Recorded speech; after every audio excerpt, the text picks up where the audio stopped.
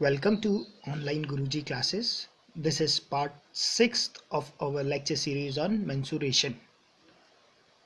जो लोग इस लेक्चर को पहली बार देख रहे हैं उन लोगों से मैं रिक्वेस्ट करूंगा कि आप लोग इस लेक्चर को देखने से पहले mensuration के पार्ट 1 से लेकर पार्ट 5 तक के लेक्चर पक्का से देख लें। क्लियर? और क्योंकि लेक्चर सीक्वेंस पे आप लोग देखोगे तभी आप लोगों को फ़ायदा है। लेक्चर नंबर 1 से लेकर 4 पे हम लोगों ने फार्मूलेज डिस्कस किए हैं, उसके बाद हम अब क्वेश्चंस कर रहे हैं। ठीक है, तो फार्मूलेज के कंसेप्ट जब आपकी क्लैरिटी होगी तभी क्वेश्चन के कंसेप्ट पे क्लैरिटी बनेगी, है ना। तो इसलिए सारे लेक्चर को कोशिश कीजिएगा अपने एंड से कि हमेशा सीक्वेंस पे ही देखें। ओके, ठीक है। बाकी जिन लोगों ने अभी तक मेरे फेसबुक के ग्रुप को ज्वाइन नहीं किया है या मेरे यूट्यूब के चैनल ऑनलाइन गुरुजी को सब्सक्राइब नहीं किया है, उन लोगों से रिक्वेस्ट करता हूं कि आप लोग या तो मेरे यूट्यूब के चैनल ऑनलाइन गुरुजी को सब्सक्राइब कर लीजिए। बेटर ये होगा कि आप लोग मेरे फेसबुक के ग्रुप ऑनलाइन गुरुजी को ज्वाइन कर लीजिए। ठीक है, ग्रुप पे हमारे 20,000 से ज़्यादा मेंबर्स हैं अभी। ठीक है, और वहाँ पर आप लोगों को अगर आप लोगों को किसी क्वेश्चंस पे प्रॉब्लम होती है तो वहाँ पर आप लोग अपने क्वेश्चंस भी पोस्ट कर सकते हो। ठीक है, बाकी ग्रुप्स पे इतने सारे मेंबर्स हैं, बहुत सारे एक्टिव मेंबर्स हैं जो कि जिनकी तरफ से बहुत ही अच्छा सपोर्ट मिल रहा है मुझे। ठीक है, ठीक है, तो I am thankful to all those member. ठीक है, एंड आप भी कोशिश कीजिए जिन लोगों ने अभी तक ज्वाइन नहीं किया है कि आप लोग भी ग्रुप पे ज्वाइन रहे। क्लियर, प्रैक्टिस रहती है क्वेश्चंस की। ठीक है, आप कहीं ट्रैवल पे हो, आप लोगों ने एक बार खोल लिया ऑनलाइन गुरुजी, ठीक है, वहाँ पे देख लिया किसी ने कोई क्वेश्चन पोस्ट किया है, ठीक है, आप वहीं पे उसे सॉल्व कीजिए और वहीं पे उनका सोल्यूशन दे दीजिए। इससे एक टच बना रहेगा आप लोगों का। इसलिए मैं आप लोगों को बार बार बोलता हूँ कि आप लोग फेसबुक के ग्रुप में आओ, वहाँ आप लोगों को ज़्यादा फायदा होगा। ठीक है, ओके। अच्छा, पिछले लेक्चर्स पे हम लोगों ने क्वेश्चंस देखे थे, इस लेक्चर पे भी हम लोग क्वेश्चन ही देखेंगे। अभी कुछ लेक्चर तक हम लोग अब क्वेश्चन ही सॉल्व करने वाले हैं। उसके बाद हम लोग 1 डायमेंशन मेंसुरेशन पे जाएंगे जिसपे rectangle, rhombus, trapezium, parallelogram, quadrilateral, ठीक है, और क्या क्या फिगर्स होते हैं, सारे फिगर्स डिस्कस कर लेंगे। क्लियर? चलो आज का लेक्चर स्टार्ट करते हैं। Okay, question number 1, see if a solid cone of volume 27 pi centimeter cube is kept inside a hollow cylinder whose radius and height are that of cone. Clear? एक hollow cylinder है हमारे पास। hollow बोले तो खोखला।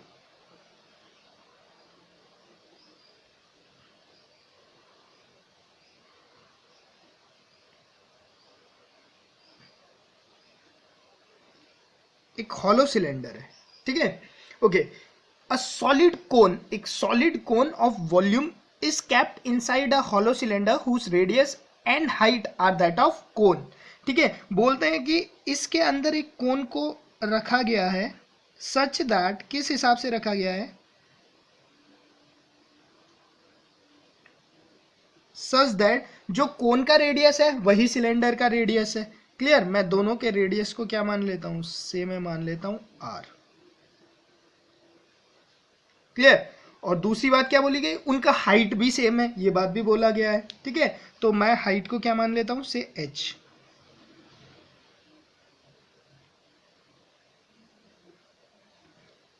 Clear? और मुझे एक बात, एक ये इंफॉर्मेशन दी गई है कि वॉल्यूम ऑफ सॉलिड कॉन कितना है, 27 पाई। तो इसका मतलब वॉल्यूम ऑफ कोन मुझे दिया गया है 27 पाई।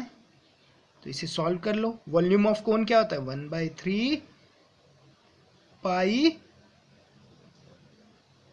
R square h is equal to क्या दिया है, 27 पाई।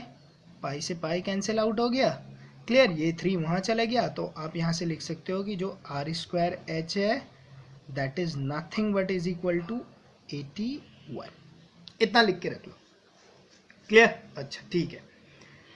Okay, then the volume of water needed to fill the empty space is.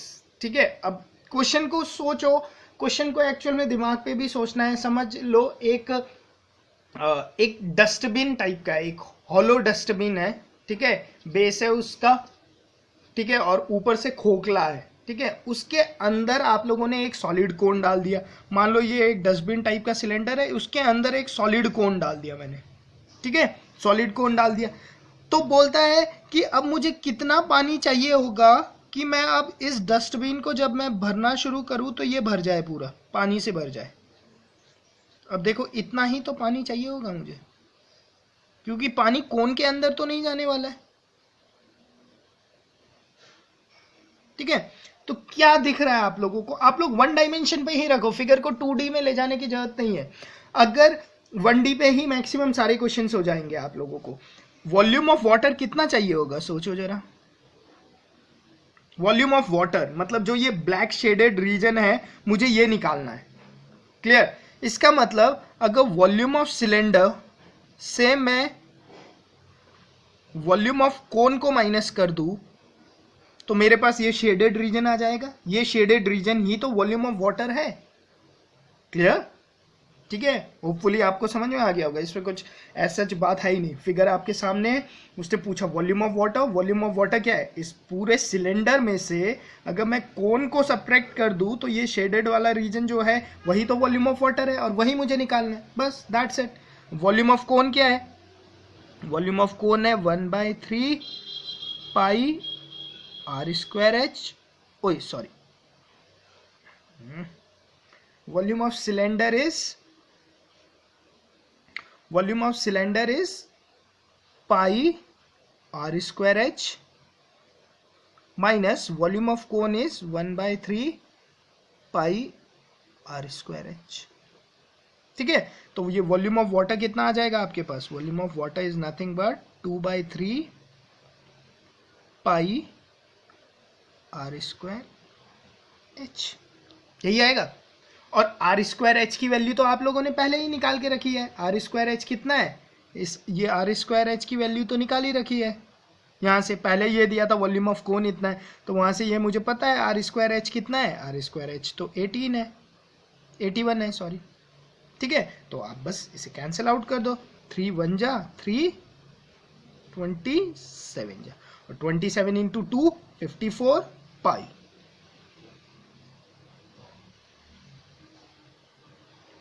क्योंकि वॉल्यूम है तो सेंटीमीटर क्यूब में जाता है वॉल्यूम। क्लियर? तो आंसर क्या आ गया? आंसर आ गया ऑप्शन नंबर सी, 54 पाई। क्लियर? देखा कितना एकदम बेसिक से क्वेश्चंस आएंगे आप लोगों के पेपर में। बहुत ही जो लेवल होता है बहुत ही सिंपल से आते हैं। ठीक है, बस आप लोगों ने चीजों को विजुअलाइज करना है और उसे सॉल्व करना है। क्लियर? ओके, नेक्स्ट क्वेश्चन देख लेते हैं। क्वेश्चन नंबर 2, देखो, the radius of cylinder is 10 centimetre and it's height is 4 centimetre. Okay, वो बोलता है एक मेरे पास एक सिलेंडर है,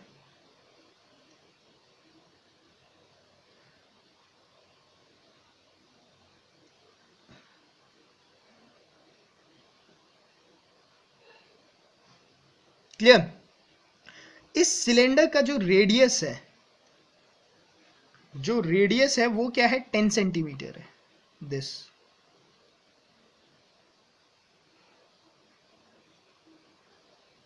और इसकी हाइट कितनी है? हाइट 4 सेंटीमीटर है।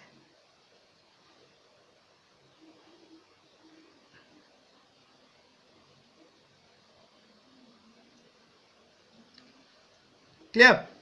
एक सिलेंडर है जिसका रेडियस 10 सेंटीमीटर है और हाइट 4 सेंटीमीटर है। Okay, the number of centimetres that may be added, okay, either to the radius or to the height to get the same increase in the volume of cylinder is। Okay, आप लोगों को पता है volume of cylinder क्या होता है? एक बात बताओ मुझे, volume of cylinder is nothing but pi r square h होता है। ठीक है, वो बोल रहा है कि मैं कितना सेंटीमीटर, देखो वो ये चीज बोल रहा है, वो बोल रहा है अगर मैं रेडियस पे कोई सेंटीमीटर्स ऐड करता हूं, मुझे नहीं पता कितने सेंटीमीटर ऐड कर रहा हूं, से मैं बोल देता हूं x सेंटीमीटर रेडियस पे ऐड कर रहा हूं, तो मेरा ये क्या बन जाएगा फॉर्मूला, पाई r प्लस एक्स का होल स्क्वायर h। एक ऐसा केस है कि मैंने रेडियस को बढ़ा दिया x सेंटीमीटर से, ठीक है, ओके। दूसरा केस वो बोल रहा है या तो आप रेडियस को बढ़ाओ या तो हाइट को बढ़ाओ सेम फैक्टर से, तो दूसरा है पाई आर, तो आर स्क्वायर ही रहा, अब मैंने हाइट पे अगर इंक्रीज कर दिया से x सेंटीमीटर को,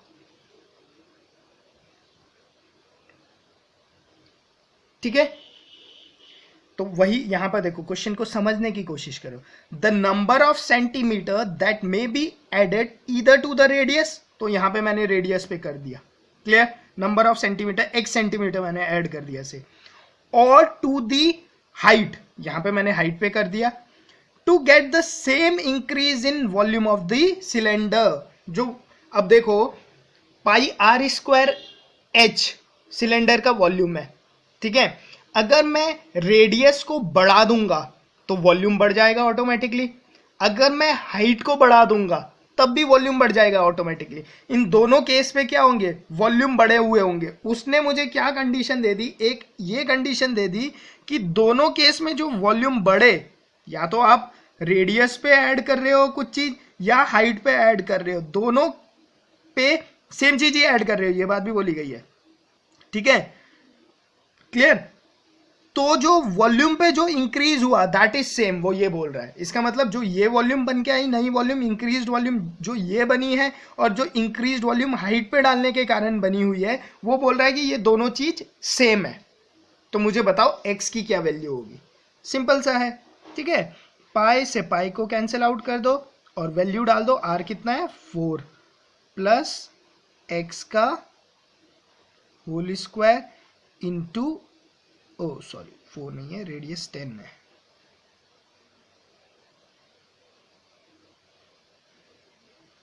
ठीक है, 10 प्लस एक्स का whole square into 4 is equal to 10 का square 100 bracket 4 plus x, clear, okay. इस 4 से इसे काटूंगा तो ये क्या बच जाएगा मेरे पास, ये मेरे पास बन जाएगा 10 प्लस एक्स का whole square is equal to 25 bracket 4 plus x,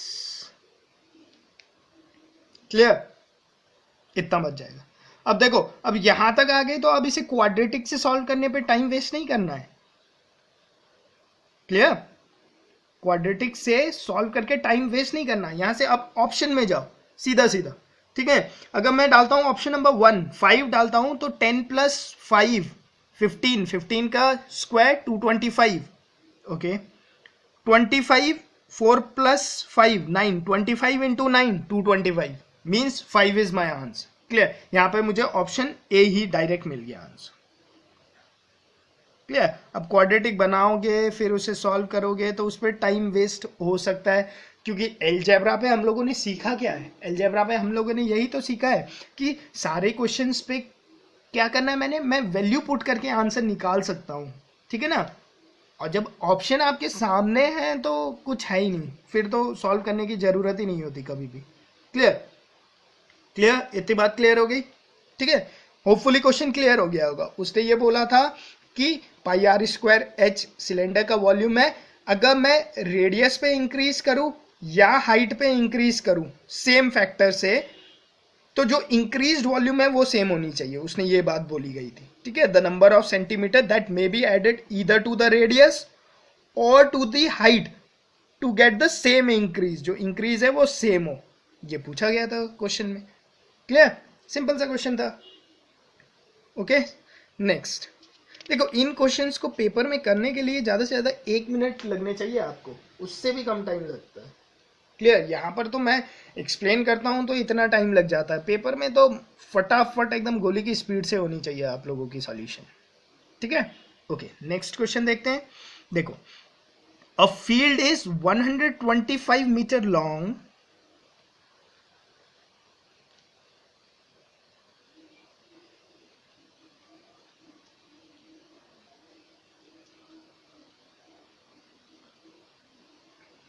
Okay. A field is 125 meter long and 15 meter wide.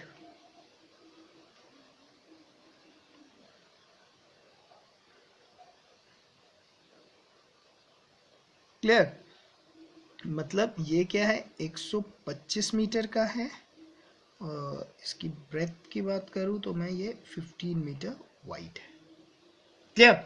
A tank of 10 into 7.5 into 6 was dug in it. ठीक है, एक फील्ड था जो कि 125 इंटू 15 का था.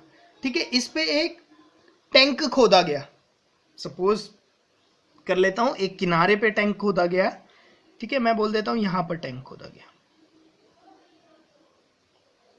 ओके, टैंक का डायमेंशन क्या दिया है? देखो, जो ये डायमेंशन लिखने के तरीके होते हैं ये स्टैंडर्ड होते हैं.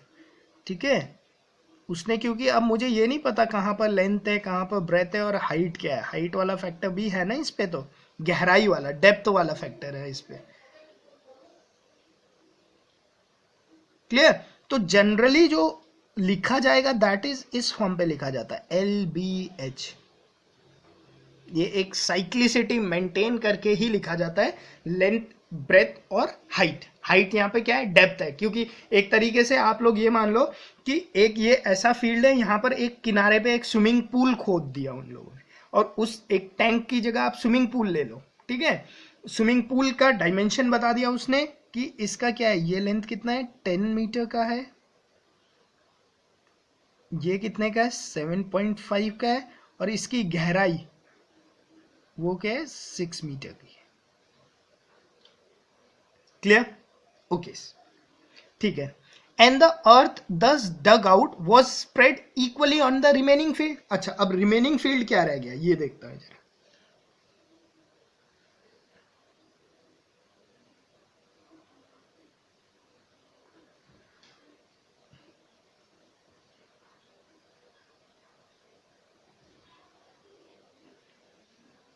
ये ओरिजिनल एरिया था, इस पे यहां पर टैंक को डिग कर दिया मैंने.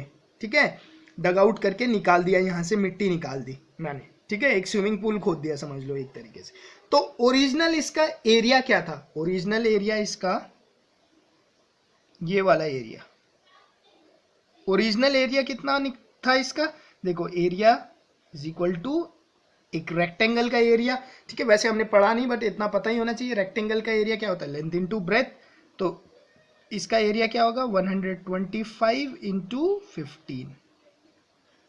5 5 जा 25, 5 2 जा 10, 11 12, 5 1 जा 5 6 इंटू 5 2 1, 1875. क्लियर? इसका एरिया था 1875. इसका एरिया था. क्लियर? अब इसका एरिया कितना होगा? देखो, इसमें से कितना एरिया कैंसिल आउट हो गया, 6 तो इसकी डेप्थ है, गहराई से तो मुझे मतलब नहीं है. ठीक है, अगर मुझे तो कारपेट एरिया निकालना है. ठीक है, गहराई से मतलब नहीं है, तो 10 इंटू 7.5 मतलब 70. ये वाला एरिया कैंसिल आउट हो गया क्योंकि 7.5 ब्रेथ है और 10 क्या है, लेंथ है. तो दिस इंटू दिस करोगे तो ये क्या आ जाएगा, 70. ये आ जाएगा 70 मीटर स्क्वायर आ जाएगा, है ना. क्लियर? तो रिमेनिंग, सॉरी 70 नहीं 75. क्लियर? तो रिमेनिंग एरिया कितना है, मतलब ये रिमेनिंग जो एरिया है ये क्या है, 1800. ये रिमेनिंग एरिया है.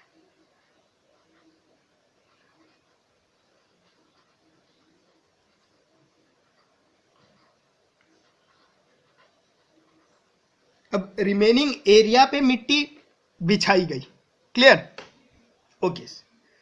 अच्छा, अब मुझे एक बात बताओ. अच्छा, सबसे पहले तो अब देखो कि मिट्टी निकली कितनी. जब मैंने खोदना शुरू किया, ठीक है, मैंने यहां पर खोदा, स्विमिंग पूल टाइप का खोदा, तो कितनी मिट्टी निकली, मतलब वॉल्यूम ऑफ वॉल्यूम, कितना वॉल्यूम निकला मिट्टी का,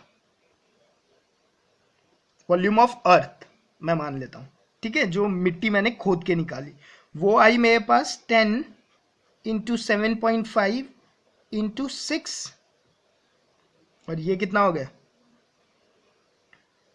75 इंटू 6, ठीक है, और 75 इंटू 6 कितना होता है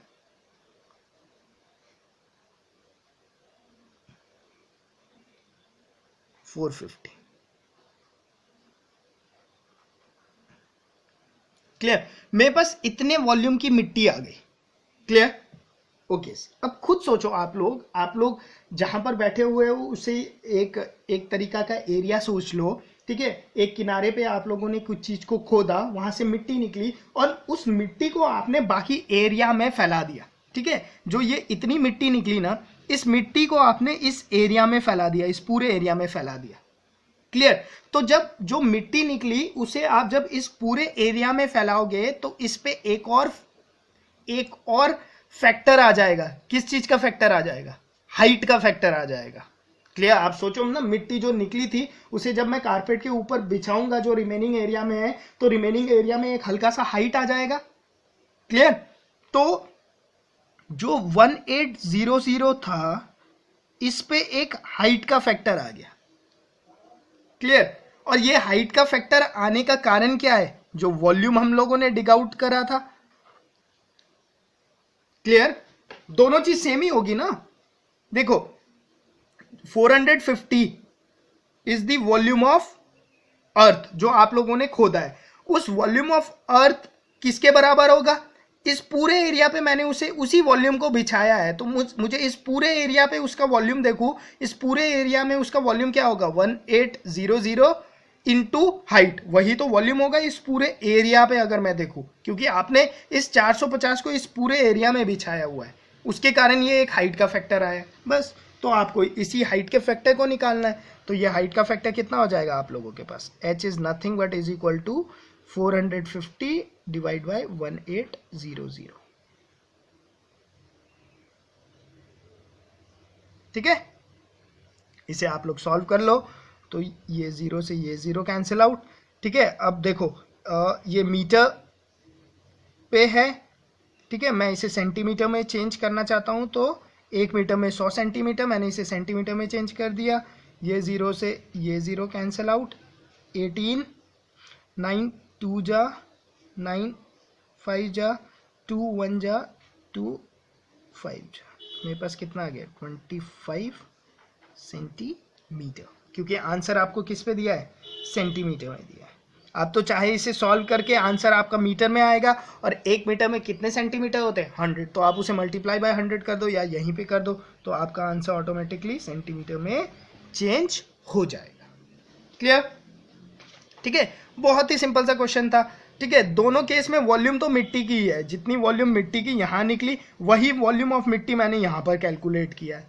यहाँ पे वॉल्यूम ऑफ मिट्टी निकली 450, और इस पूरे एरिया में जब उसे बिछा दिया तो वॉल्यूम ऑफ मिट्टी तो 450 है, बट उसके निकालने का तरीका क्या हो जाएगा 1800 इंटू जो हाइट का फैक्टर आया होगा मिट्टी के कारण। क्लियर, ओके, नेक्स्ट क्वेश्चन देखते हैं।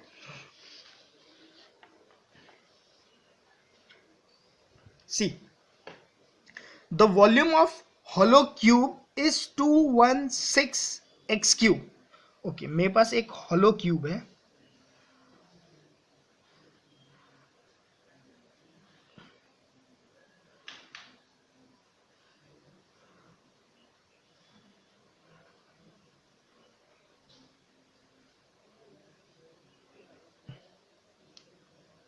ठीक है, एक hollow cube है मेरे पास।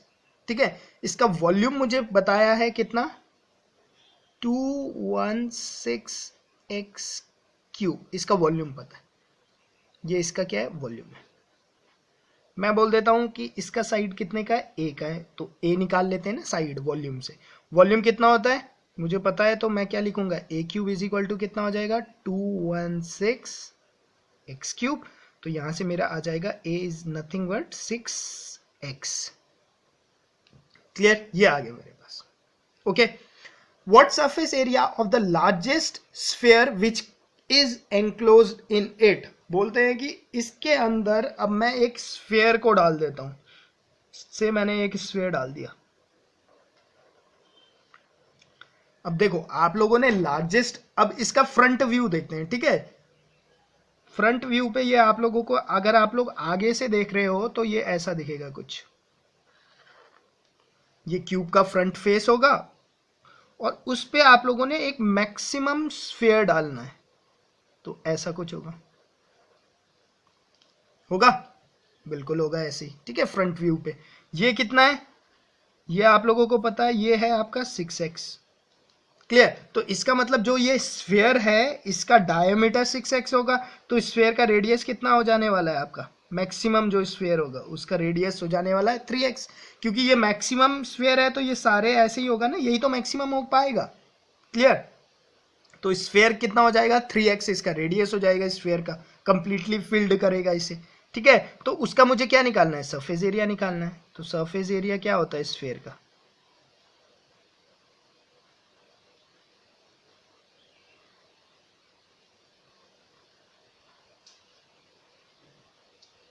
फोर पाई आर स्क्वायर, यही होता है सरफेस एरिया ऑफ स्फीयर, ठीक है। तो यहाँ पर क्या है 4 पाई आर, कितना है यहाँ पे, आर है आपका 3x का स्क्वायर, तो ये कितना हो जाएगा 9, 9 4 जा 36 पाई x स्क्वायर, क्लियर। बहुत ही सिंपल क्वेश्चन था। Answer will be option number c, 36 pi x square, clear. Okay, next question करते हैं।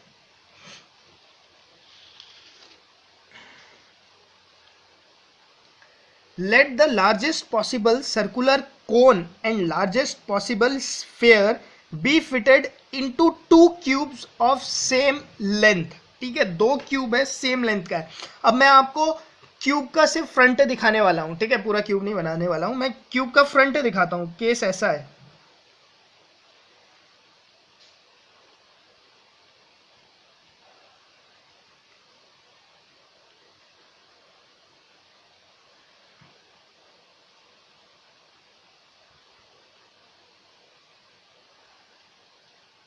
क्लियर। दोनों की साइड सेम है, तो अगर मैं इसे ए मानता हूं, ठीक है, तो ये भी क्या हो जाएगा ए हो जाएगा, क्लियर। वैसे तो मुझे यहाँ पे इसे 2a मानना चाहिए, क्यों वो अभी मैं आप लोगों को बताता हूँ क्यों आप लोग 2a माना करो, ठीक है, वो भी एक बात है, ठीक है। इस क्यूब के अंदर, एक के अंदर मैंने क्या रखा है, सर्कुलर कोन रखा है एक के अंदर। लार्जेस्ट पॉसिबल सर्कुलर कोन कैसा होगा, ऐसे ही होगा, बना के देख लो आप।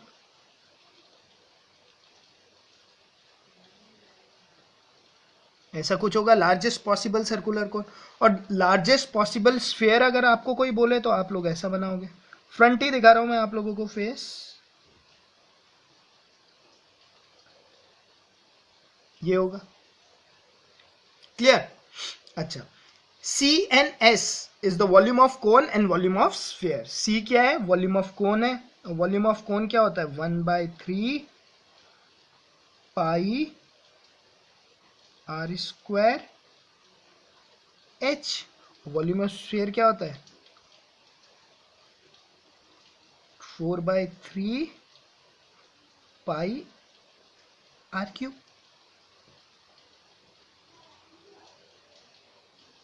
ठीक है,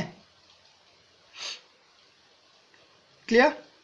ओके, अब देखो, अब यहां पर देखो, अगर अब दोनों पे रेडियस के फैक्टर है, ठीक है। अब यहां पर देखो, अगर मैं ए साइड को लेता तो मेरा रेडियस कितना होने वाला था a/2 और a/2 होता दोनों केस में। तो a/2 यहां पर मैं करता तो वो थोड़ा सा, मुझे क्या लगता थोड़ा सा से कैलकुलेशन ही लंबा होता है, ठीक है। तो मैं क्या मान लेता हूं, मैं दोनों, आप a लेकर रेडियस को a/2 लेकर भी सॉल्व करोगे, आंसर सेम आने वाला है। बट क्योंकि मेरे पास तो कोई रिस्ट्रिक्शन तो है नहीं, उसने बस ये बोला है कि क्यूब के साइज सेम है, तो मैंने इसे 2a मान लिया। तो इससे मेरा इसका रेडियस कितना हो गया, ए हो गया, और इसकी हाइट कितनी हो गई, हाइट तो 2a रही, इससे मेरे इसका रेडियस कितना हो गया, ए हो गया। क्लियर, ये फायदा हुआ। क्लियर, तो इससे मेरा सी कितना निकल के आ गया, सी आ गया मेरे पास 1/3 पाई, आर कितना है, आर तो ए है, ठीक है, ए स्क्वायर, और हाइट कितनी है 2a है, तो ये कितना आ जाएगा 2a³ बन गया। ठीक है, और s कितना आ गया मेरे पास, s हो गया मेरे पास 4/3 पाई a³। ठीक है, अब इन दोनों का आप लोग रेशियो ले लो या जैसे भी आप लोगों को सॉल्व करना अच्छा लगता हो। ठीक है, अगर इन दोनों का मैं डिवाइड कर देता हूँ इसे, या रेशियो लेता हूँ, क्योंकि मुझे सी और एस पे रिलेशन चाहिए, से मैं डिवाइड कर देता हूँ इसे। ठीक है, और यहाँ पर सी डाल दो, सी इज इक्वल टू कितना है मेरे पास 2/3 पाई a³ है। क्लियर, मैंने डिवाइड कर दिया रिलेशन निकालने के लिए। क्लियर, तो a³ से a³ कैंसिल आउट हो गया, पाई से पाई कैंसिल आउट हो गया, इस 3 से ये कैंसिल आउट हो गया, 2 1 जा 2 2 जा, तो यहाँ से मेरे पास क्या आ गया, s इज इक्वल टू क्या आ गया मेरे पास 2c।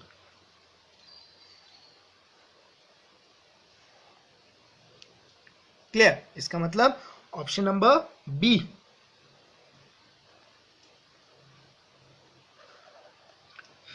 ठीक है, देखो इस टाइप के क्वेश्चंस आपके पेपर में बहुत पूछे जाते हैं, हर साल पूछे जाते हैं मैक्सिममली। ठीक है, तो इस टाइप के क्वेश्चन में आप 3D में इस तक जाने की जरूरत ही नहीं है, आप बस फ्रंट व्यू देखो, उसी में सारा क्वेश्चन खत्म हो जाता है। मैं यहाँ पर क्वेश्चन को 3 डायमेंशन पे न ले जाके जो एक्चुअल पे मैं बना सकता था कॉपी पे, खाली मैंने उतना ही बनाया। तो कोशिश करो कि आप लोग 1D पे ही उसे खत्म कर दो, 2 डायमेंशन तक जाने की जरूरत ही नहीं है। 2 डायमेंशन में सोचना थोड़ा ज़्यादा पड़ जाता है। क्लियर, तो इजीली ये रिलेशन निकाल सकते थे, बहुत ही सिंपल क्वेश्चन था। ठीक है, और आपके पेपर में पूछे गए हैं ये सारे क्वेश्चंस। ठीक है, मेंस लेवल पे पूछे गए हैं ऐसे क्वेश्चन, और इन क्वेश्चंस को एग्जाम्स पे करने के लिए आई डोंट थिंक आपको 30 सेकेंड्स या 40 सेकेंड से ज़्यादा टाइम चाहिए।